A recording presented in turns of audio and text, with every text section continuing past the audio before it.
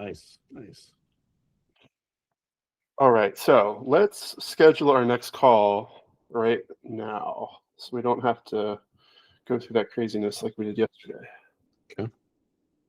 Let's see. Just because I'm always curious how people have their teams built out in technology. Were you sending that message? Was it VA? Was it a chat bot? What was? Let's go high level. Let's go high level. Okay. Yep, that's what we're going to do for you. All right, so let's schedule. Oh, is this the right one? No, we're not doing Hatch Investments. We're doing the other one for scheduling.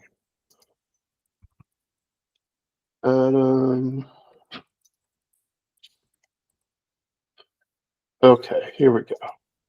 When do you want to go again? Probably Friday. Not probably. It has to be Friday. Tomorrow's nuts. Okay. And preferably, which is what? How early do you normally start your day? We could do. I start 8 o'clock. If you want to do 8 o'clock Mountain Standard Time. I would say, do you have? What would that be? So 9:30. Tell me what it is your time. I would like to start. It would be great to start 10:30, my time, which would be 8:30 your time. Yeah. So what I like about Go High Level is that it automatically does the conversion for you. So it shows your time over here. So that's why I'm always like, what is it your time? Then I can just plug around over here. So you said 8:30, 10:30 your time, 8:30 my time, right? Yep.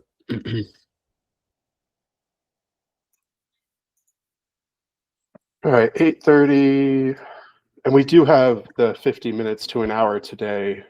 Just when I do custom, it just defaults to 30 minutes for some reason. 8:30. Yeah, that works. 8:30. So that'll be 10:30 to 11:20. So that'd be 50 minutes on the clock there. December 12th, which is Friday. We're good, right? 10:30 your time. December 12th. Yep. AM. That's good. Fine.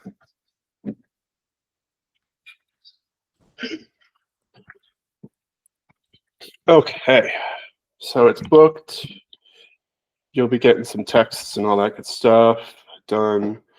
All right, so any questions about yesterday, concerns, ideas, thoughts, things that you stayed up late thinking about? No. So let's say like I have like a Kanban view on my Monday work management page, and I just continue to add things in there. So have you ever heard of like a 1-3-5 business plan? 1-3-5, 1 month, 3 months, 5 years? No, it's one goal. So like for key property partners, it's sell $25 million in commercial real estate. For example, I'm gonna write this down over here. I think this is good. So key property partners is sell 25 million in commercial real estate. Keep an eye out too. Benji's trying to join us, I think, at some point here. Key property partners sell 25 million in commercial real estate, primarily being multifamily assets. Then what are three priorities that must be achieved to reach that goal? Here's Benji. He's been waiting for us. Okay. And then 3 priorities. Yeah. So 3 priorities. And then like those priorities can be, most likely one of them will be like, and these should all be listed off as SMART goals, like specific, measurable, actionable, repeatable, and time-based, I think is what that is. Yes. And one of those is always like lead generation, something specific measurable is like priority number one many times and in the key property partners world. And then there's 5 strategies within each priority that help you reach that. There'll be 5 strategies that help you nail that priority. So, if you just think about like all the KPIs, a lot of it can be boiled down to like obviously 25 million. To get to 25 million, we would hope that 70%, at least 70% of our listings close. So then to get 70% of our listings closed, we have to have a certain number of listings because we're a listing focused team, right? So, and then you have to kind of know your average price point, which I think we're probably trending towards the higher side this year of like 600,000 or 700,000, maybe 500,000 or 600,000. So then how many listings would you have to hit 25 million divided by 600,000? So we'd have to have 25 million divided by 600,000. Be 41. That would be if we actually sold that. If we actually sold every listing, then we would need 41 listings at 600,000. So you're trying to get to like, what is that priority? But that's still not the priority. Like 41 listings is kind of not the priority. What I think the priority, it's likely going to come down to appointments. Like set how many appointments do we have to set to close? And there's some math problem out there that then you take, if you only sold 70% of your listings, how many listings would you need to get to actually 41 sold listings with an average sale price of 600,000? So I would say priority number one in the key property partner world would be setting. Say we take down 50% of the appointments we go on, probably need 120 to 100. We will have this number next week because we have our yearly property partners planning thing. But it's like we need to set 150 seller appointments for $600,000 properties. So to do that, then what has to happen? The team has to lead generate from 9 to 11 a.m. every day. The cold callers, which Benji and Drew are working on, has to be cold calling 35 out of 40 hours a week. The mail we have to hit our budget for our mail send every month. We need to do our email marketing consistently every week. So then that you could see how that would build out priority number one with the 5 strategies. And then the next one, a lot of times, is like, how are we, like, I like to think is like we are the top option. We are striving to be the number one option for a boutique multifamily sales team in Cincinnati, Ohio. How do we do that? We increase our skills. We go to networking. We, all these things that help us become better agents and brokers and property analysts, like all those things. Those are different strategies within that priority. And then you have to think about the third priority. And that's your goal. Like, you just build your year out based on that. Like, if we really believe that and we feel confident about that, we hit these 3 priorities, then we're going to hit our number one goal, which is selling 25 million in real estate. So awesome. I have a lot of time set aside on Friday where I'm doing that same strategy for Hatch, where I'm doing the 135 for Hatch. And then from that will come out priorities.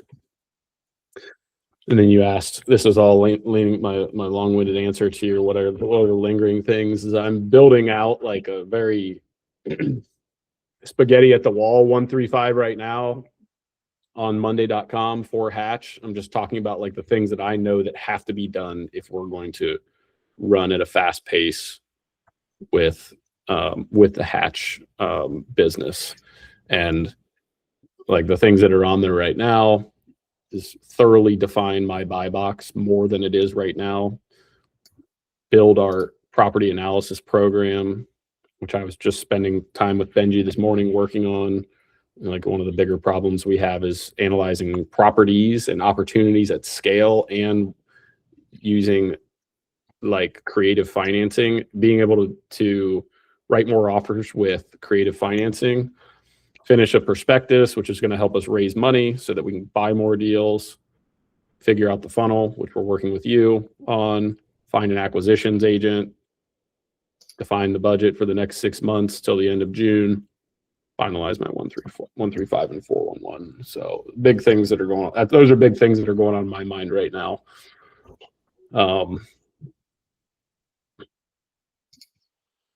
Awesome. So of these, just like a little FYI, right? So we kind of defining the buy box, we can deal with that one. That one's pretty easy. What are you guys doing for the property analysis programming? Like, how's that being built out? What are your ideas? Like, where are you going with that one? Yeah, totally open for ideas here. If you want, I can share with you what we're doing right now. It might be the best way. Yeah, let me yeah, let's do that. Let's see what you got. Benji, feel free at any point while I'm talking here to elaborate or fill in as needed.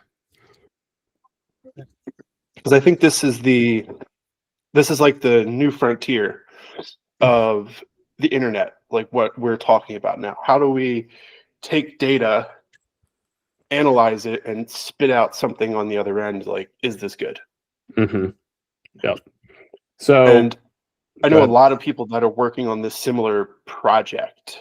Really? So I think it could be beneficial to get those people together, including yourself and Benji, to see what they're doing.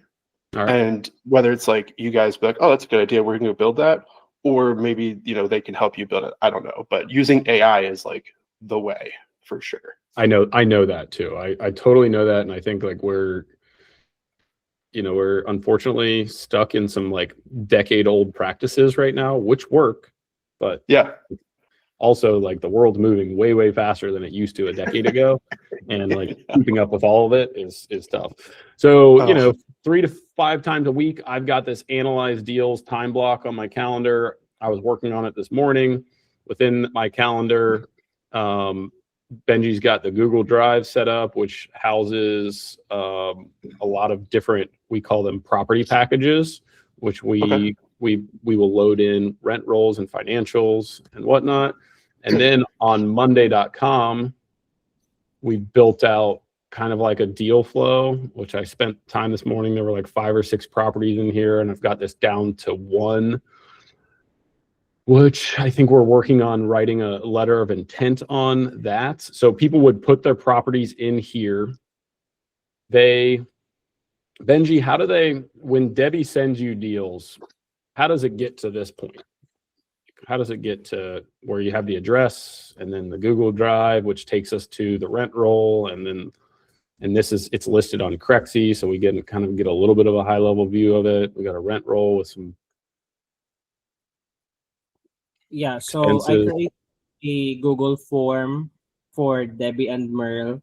So in the Google form, it would ask them to upload the rent roll, the T12, and any other information for the property.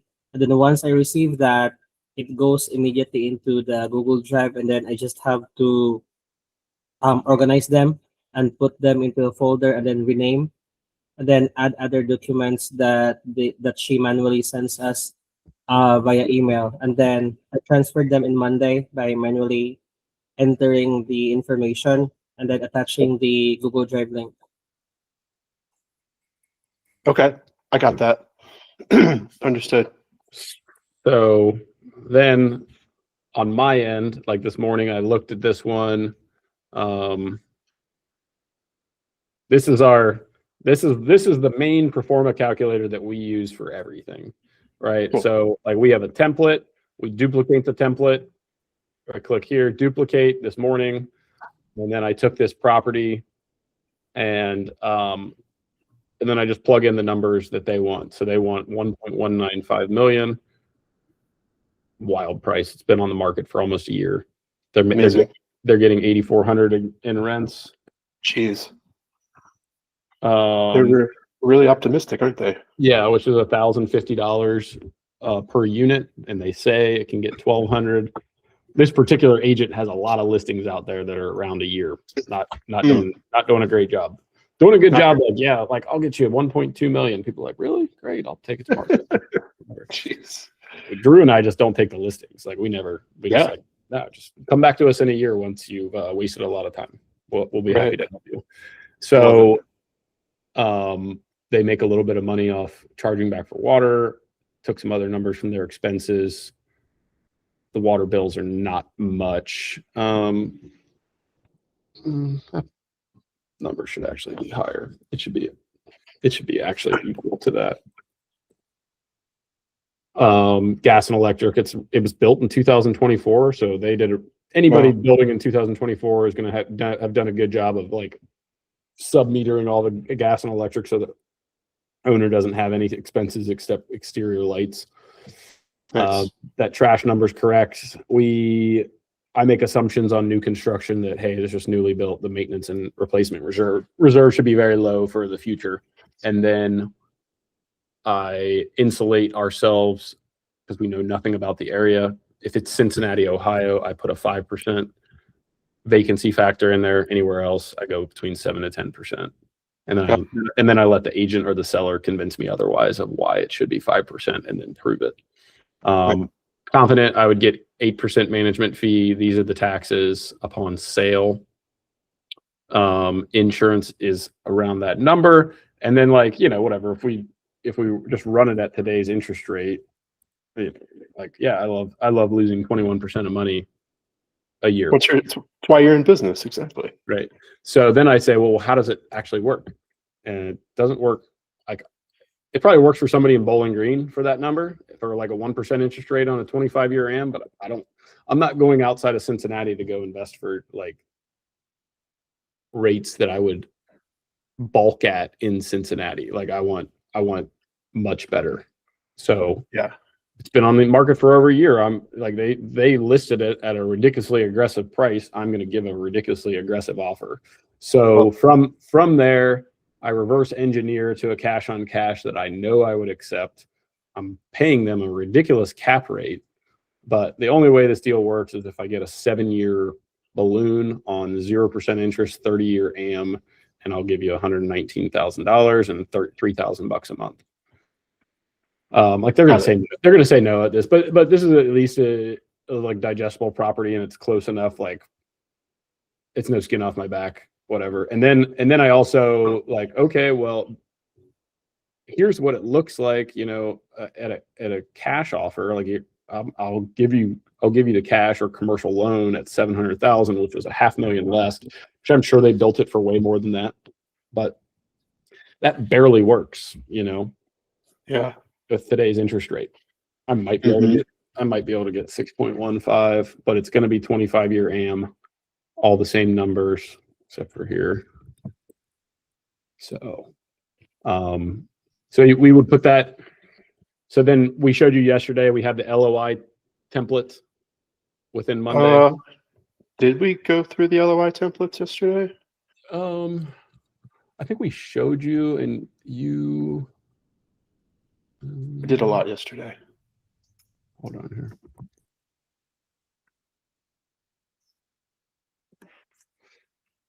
So then I manually go plug that in right here, right? You seeing that? I see 5. Yes, the bankers. Yeah. And then I go to this documents column, go to fill out LOI. And then we get the link, and then I go get fill out LOI. I choose this is an offer or an LOI for Hatch, because sometimes we're writing them for our clients. Put that address in, And then I have to go take those two scenarios that I just built out in a pro forma and type out a lot of information that Benji then goes and fills in manually. Benji, do you fill that in manually? In Monday? No, when you go write the LOI in the template, do you fill that out manually? Yes. Yeah. So then Benji will fill that out manually. He'll send it back to me. I'll review it and make sure it looks good. I'll say, I will usually say, all right, sign it, and then send it on my behalf to Debbie, who's our bird dog, and she'll go put it in front of the seller. Cool. Well, good news is we can automate through Go High Level most all of that process. So we can get rid of both. You got 2 Google Forms that you're using. We can build that inside of Go High Level as a form, which will cut out a lot of like the manual like input from spreadsheet to opportunity. And opportunity may not be the right word you're used to, but like from there to the LOI and like all that manual back and forth, we can automate a lot of that stuff so that you specifically, Adam and Benji, like you guys will probably have to do like 50% less. Great. Okay, cool. So, and then all that started like with the question, like, how are you analyzing? Like that's, let me share this with you. Thank you. So if it's just a straight, like, like the uncomplicated world of creative financing is like, if this guy, just imagine he had owned this property for 20 or 25 years and he's selling it for 1.2 million and he's only got like 75,000 left in debt. So my down payment of 10% at 119,000 clears out his debt with the bank. He now owns the property free and clear, and then he gets to be in first lien position, right? He gets to be in first lien position. This is like the simplest creative financing deal that there is. We did a 30 unit like that last summer in 2024, where we took out the seller's debt, hefty-ish down payment, like 18% down payment, and then he's carrying the rest for 7 years. But where it's getting complicated is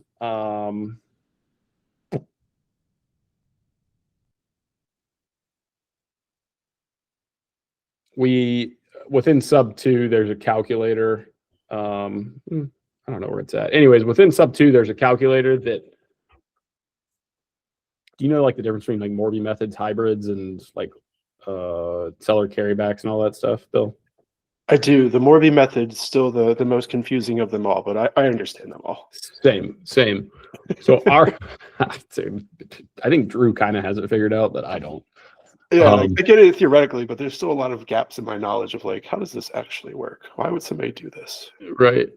So we're working on I'm working on creating like a simplified version of this, because essentially this is just one lien scenario. One of my partners on the substantial like size of my portfolio, we have 105 doors together.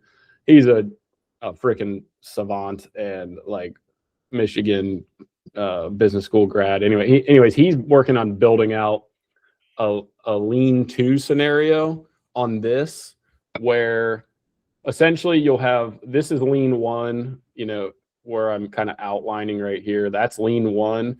He's going to build out a scenario for lien 2, where like we're doing a deal, and I'm doing a deal in Indiana where I'm assuming government debt of like $1,050,000, and that's at like a wild 1% interest rate. It's crazy.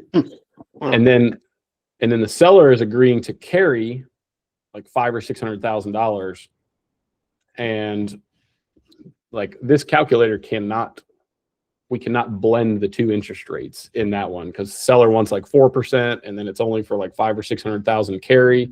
So essentially it's going to take liens 1 and lien 2, and then it's going to combine it's going to put the combined debt service right here.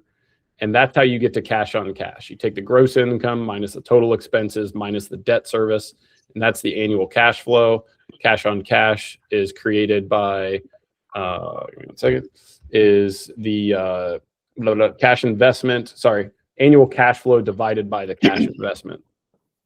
So we're working on creating that. Somebody's got a calculator out there that already does this, but and Sub 2 has provided it to everybody. Benji spent an hour yesterday, an hour today working on it, and there's like fields that are broken in it. And Sub 2 is just not built out for multifamily guys. Ultimately, like we are kind of like the redheaded stepchilds in Sub 2, Yeah. so there's not a lot of support for it. So you were talking about creating, like the struggle you're having is that second position. How do you incorporate that into your underwriting? Is that am I getting that correctly? So like there's the interest, there's the debt interest rate, which you guys have in here already built in, but then how do you incorporate the seller finance portion of it into this? Right. Well, in this particular calculator, right? I think I'll be able to figure it out on this simplified page. Yeah. I think I'll be able to figure that out. So the way I was just trying to find a spreadsheet, I'm in the wrong one. Let me share something with you. See if I can find it real quick.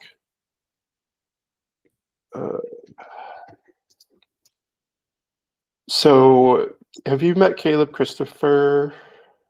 Okay. He owns Creative TC, Creative Transaction Consultants, and they do a ton of TC work, and he's opening up an actual title company through Owners Club. And so he's like one of the OGs, and he has a really good, here we go, calculator. But I think the way he solves it is really interesting. Yeah, okay, this will do. It may not be like your number one way to do it, but so he's got a cash flow analysis tab here. Let me zoom out a little bit. Okay, so he's got like the cash flow analysis, which is super similar to what you just showed me. All that stuff's right here. Yep. The way that you calculate the seller finance portion of it is, you can see here we have principal interest 1, principal interest 2, and principal interest 3. Mm-hmm. So if this was like the actual debt on the property, mm-hmm. all you would do is you would come through on this other tab with the mortgage, and you would calculate the mortgage info. Mm-hmm. So you'd calculate that second position, mm-hmm. and then just put it back in here. Do you have to put it in, or does it automatically know to pull it from that other tab? I don't think it automatically pulls it, but you could very simply just, mm-hmm. do that. Right. Excuse me, hold on.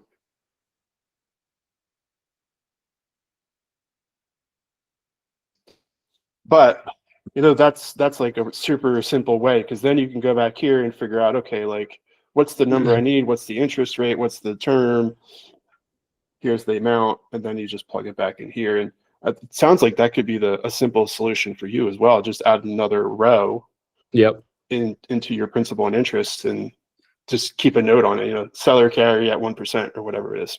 Yeah, so on this particular scenario, then, okay, they've got the cash on cash return down below. And they're doing they're doing a 10% CapEx and management. Okay. Yeah, that's, that's interesting. I'm going to put this in the chat. Thank you. That's not it. And does it have does it run it out too for like multiple years, like 5 years, kind of showing what cash flow will be and down the road type scenario? Yeah, years 2 through 5. Okay. This is not his most up-to-date one. He's probably got an up-to-date one, but it's really good. It's useful. Yeah, I think put a lot of time into it. And it's like, if you think about the process of it too, like you're not always going to get to like, we need to run 2 scenarios out of the gate. Like the first natural step is like, it's just that you send the offer and like, here's what I would do. I'd bring like what I said, I'd bring 110,000. I'd pay your number, and then you do that for 7 years. And then ultimately the seller is, if they're not insulted, says like, hey, we can't do that. We have 400,000 that we owe. And then at that point, then you have to start understanding like the Morby method and the hybrids and like doing a DSCR loan with whatever else. And then doing that at scale will require having a badass research and analyst on the team, I think, because I don't know how, like, I can't be in that seat to do it at scale, but I could see, when we talked about all the different ways of making money, and like the double close is one of them, but like essentially you go create a creative finance, just like you see people pitch within the Sub2 Facebook group. And I don't know, are they using that website that Pace built out, the creative listing website? I don't know. You go say, hey, seller, listen, like this deal doesn't work for me, but I know I've got somebody in my network that would buy this. If you're cool with it, I'll lock this up at this price. I'm going to go try to make a few bucks. I'll sell it to them, and you can vet them and underwrite them and decide if they're a good person that you want to be in bed with for another 7 years, and take it from there. And then, you go underwrite and package the deal and then put it out in the Sub2 community. But that's got to be a very skilled person that can say, okay, they said no to this, then what? Now I take this information and this debt and whatever. Yeah. So in terms of like what you just said, what I heard was, and this is pretty common from my understanding in single family, maybe not so much in multifamily because I don't have that much experience with it. What you're saying is like the hardest part with these creative deals, like just getting that first LOI out there to them, even though it's like missing information, like you maybe don't know the debt on it, number one. So it's like just getting that out there and being like, hey, we don't know some of the information to make this better, but here is an offer that we can give you with what we have, the information we have. Yeah, I would say it's twofold. It's that, and it's also right now, it's not only like a good analyst that's in the seat, but it's also like a good acquisitions person that can get that offer out. And then once, the rebound reply comes, be able to run with that. And that acquisitions person is smart enough, because I could figure that out. I'm time constrained right now, so I think it's a twofold. It's not understanding like the actual scenario, but you're never going to understand it until you submit the offer. So submit the offer. Probably only 5% of the people actually respond because you're not giving them what they need, and they had a bad agent that told them what the price that they thought they could get, so they're stuck in fairy tale land for a long time.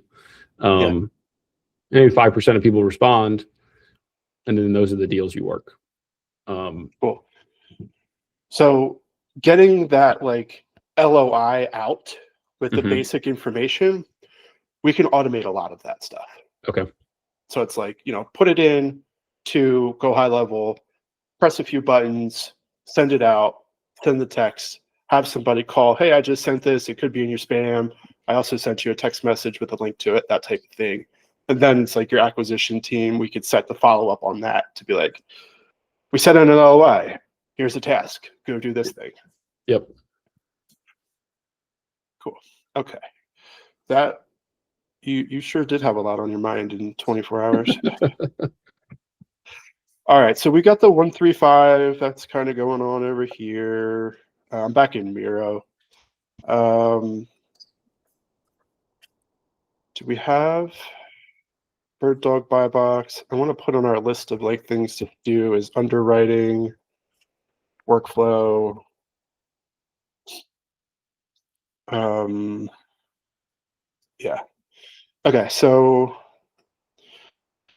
back in Miro, where do you want to start in Miro? We've got 20 some minutes left.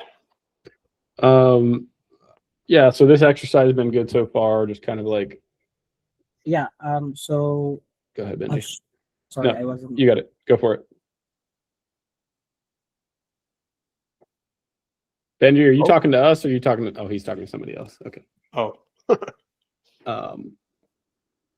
Him and Drew are taking a listing live today. Fun. So I guess like, I have to do this 135 and 411, which will help further define like answering some of your questions. But ultimately, I'm curious and intrigued as to like as you listen to this, like, can you envision a like just the system, and it doesn't have to all be go high level, but like, can you envision the touch points that are going to be built out within the Hatch world that start leading to more opportunities that then we start nurturing and taking deals down. And like, I guess, what is that step? Is that starting to decide like, okay, go high level does go high level like does it integrate with like ballpoint mailers? That's who we just started using for the key property partner side. And like I think I'm just antsy to just start seeing like what does the build out of the funnel start to look like. And yes. Yeah. So it's ballpoint mailers. Uh-huh. I don't know specifically, but my guess is in 2025, most all mailing systems use Zapier to help with information sending back and forth. Yep. So we'll have to dig into more about what it is that they integrate, ballpoint mailers, and like what we can do with them. So anytime that we can use Zapier to zap anything, we can do it. We can use that information inside GHL. Okay. So there's a lot we can do. I'm just pulling up their website here. There's nothing much on this, is there? Yeah, we'll need to learn more about what their integrations are, like what information they can zap back and forth. Yeah, and I'm not married to them. I mean, we just committed to a 6-month mailing program with them, but that is the first one that went out is more towards me because I'm in the middle of a 1031 exchange right now. But every piece of mail after that will be key property partners related. Okay. So whatever works best and like is seamless and that you and your team feel like is great with go high level, that's fine. So when we look at Miro, let's see, what screen am I on? Here we go. We have, where's our mailers? So we don't have mailers on here yet as like an action item. So what I'm going to do is I pulled the ballpoint mailers all the way over to the right. And what we can start discussing is like, what does that look like, right? Like, what does the sequence look like from you gathering the mailer data? So like, who gets the data? Like where does the data come from? Who are you sending it to? All the way down to like, how many times do we send it to them? Yep. How do we know if we're going to continue sending it to them? All of that product, like all of that workflow is something we can work on as well, so that, again, coming back to your 135, so we can track that, because one of your 135s for key properties was, are we spending the money for mailers? Is that a good KPI? Just like, did we spend it? Awesome. Is that good to know that? Or is it better to go more granular and say, we did spend it, but we spent it on people we've never sent it on, and we have also spent it every 4 weeks to those same people for, I don't know, 3 sessions, so for a full month or a full year. And then we know we've sent mailers to this person for a year. What do we do next? Do we just stop sending to them? Do we send them something different? Do we say, oh, we're out of this market now, so we don't want to send it after a year to this market, but we still want to send it to another market after a year because this is still a really hot market that's up and coming and cheaper, and like there's a lot of opportunity there. Yeah. So we have that to think about. And that's really what we're going to be doing with not only like your mailers, but cold callers, the underwriting. What does that process look like from, you get a referral from somebody to look at a property? What is the step-by-step process? And we kind of went through that today with your underwriting. And I really appreciate you showing me that. And what we're going to do next is like actually document it step by step, so that we can see what you're doing now. And then I can say, yep, you do this now. We're going to go do it this way and go high level. And we're going to cut out all these extra processes so that we can save you guys time. Okay. So we're going to do mailers. Let's see, duplicate.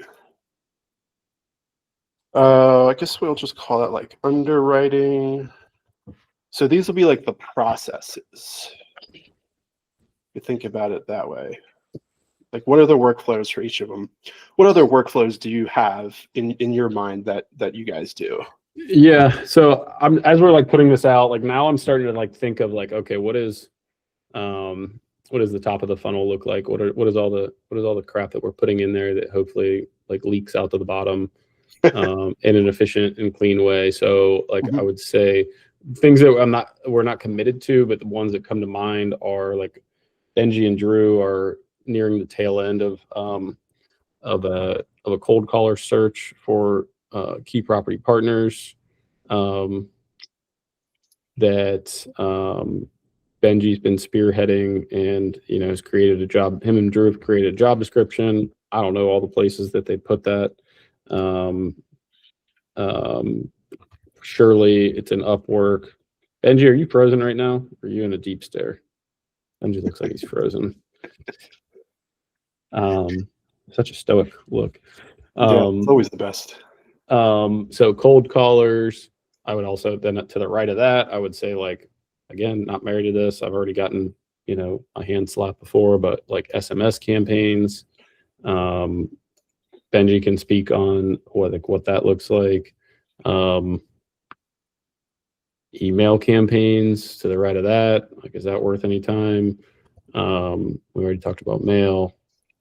You, Bill, mentioned paid ads.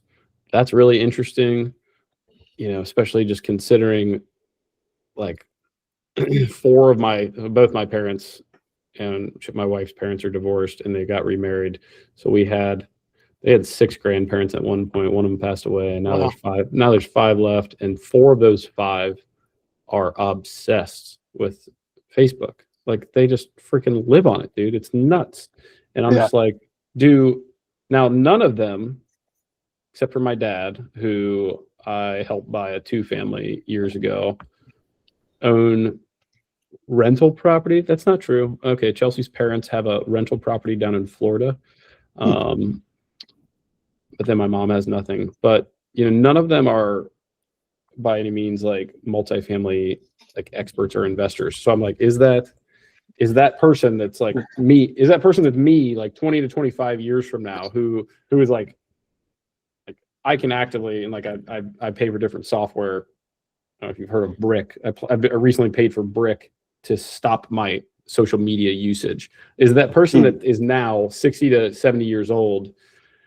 Is that person that's 60 to 70 years old, like, are they disciplined enough to realize that social media is a freaking waste of time and they shouldn't be scrolling in it? Or like, are they in there? Like, and is that a good way to spend some advertising dollars to multifamily owners? Like, I don't even know how you target it. Like I remember we used to do targeted ads on some of our listings, and we would try to get those in front of people who had selected real estate as an interest, and they were of a certain age. Like, we thought people between the ages of like their late 20s to their mid 40s would be the best buyers of the smaller multifamily that we were selling at the time. So we would pick that. I don't know if it did anything or not, but anyways, that's the end of my rant on the paid ads. Like, do you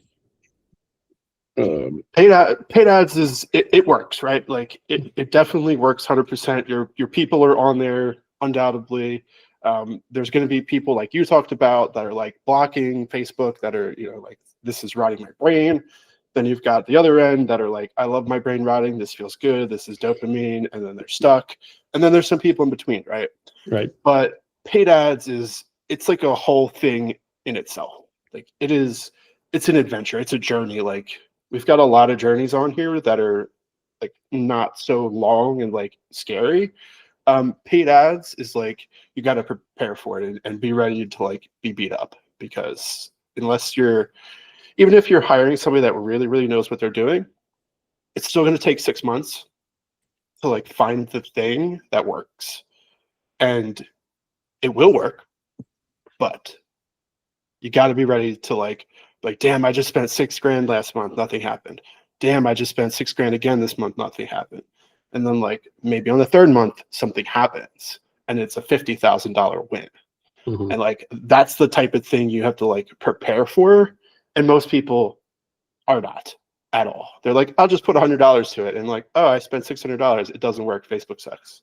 It's like, well, you didn't really try hard. Like you didn't put enough effort into it. So totally there. If you guys want, I know somebody that is doing really well with Facebook ads. They run a lot of ads inside the group, and they spend hundreds of thousands of dollars a month for themselves and for others running ads. So it's like, you got to be prepared to like really put some money down and have a 6-month view on it. So be careful. We could talk about that. It's not something I would say like, let's tackle right now. It seems like that's probably like a fire that's kind of further away. Yep. As a strategy. The other strategies I have are local SEO. So that's websites. I know you said in the beginning that you guys are doing awesome without websites, which is incredible. But getting your local SEO up there is just going to be capturing more of those leads, right? Because people are searching all over the place, and when they search online, they need to find you. Yep. Google business listings, just like when you go search on a Friday night for your favorite Chinese food and then you hit directions to go pick it up, people are still searching for a company to sell their multifamily, right? Mm-hmm. And let's actually take an example here. So what's the actual town you live in? Milford, Ohio.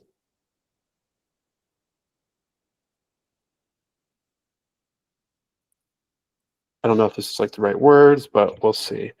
Realtor. Seems like a good set of words.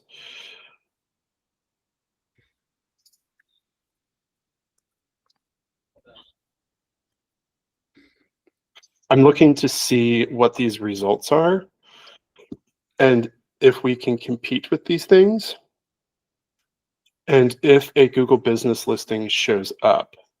So it doesn't. One of these will show a Google business listing. Yeah, we're a little. Oh, that's interesting. You might want to try Pleasant Ridge. Like, change Milford for Pleasant Ridge. 2 words. So I spell Pleasant. SANT.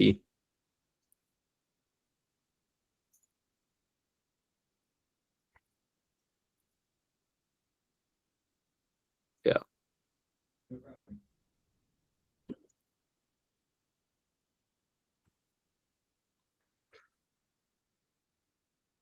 Yeah. Like one of the so you can see like spent a lot These of words. Yep. Do you recognize like these people at all, or these people, or like are these your competitors? No, I mean I know Equity is a property management company. Low Miller, we've done some deals with them, but nothing. Maybe this is a better word. So like targeting these words, there should be a word, because if we just go with like this, we should get a bunch. Yeah. So There you go. see, like you're not here. We just went to like straight real estate broker. Yep. I really wanted to see like what the commercial looked like. Okay, there it is. So these two people, which is wild. Those people are 100% residential. Like they're 95 to 99%. That Cindy Shetterly, like she's probably 99% residential. Shabri is probably 95% residential. So these are paid Google business listings. They're sponsored. Got it. Which is another like interesting thing to think about, that, and Google is like really weird sometimes about when and where they show the actual ones for real estate, because they do have paid. Like, so this guy, Hinckley Group, Caldwell Banker, this is organic. So this is just like a normal business listing. And there's no others that show up, which is so interesting. It's just these sponsored ones. So these people are paying a bunch of money to get shown. This guy is just has a good optimized page. Whether it's like amazing, I don't know. We have to really dig into it, but it's a good sign. It's a good sign. And then getting to show up here and using your Facebook and your socials. And I think the biggest thing with like websites and local stuff, whether it's like your Google business, your local SEO, your Facebook, the biggest thing is just take a bajillion pictures of the houses you're listing, the neighborhoods you're listing in, local businesses, street signs, neighborhood signs. Just take pictures of all that stuff. Because what you can do, and this is a site that I've been working on for myself. So I go to neighborhoods, and I live in this neighborhood here. And you could change this to be like, oh, Colorado City Realtor, right? And then when you take these pictures, we can actually, I built a app that you can log into an admin page here, and you can just upload these automatically.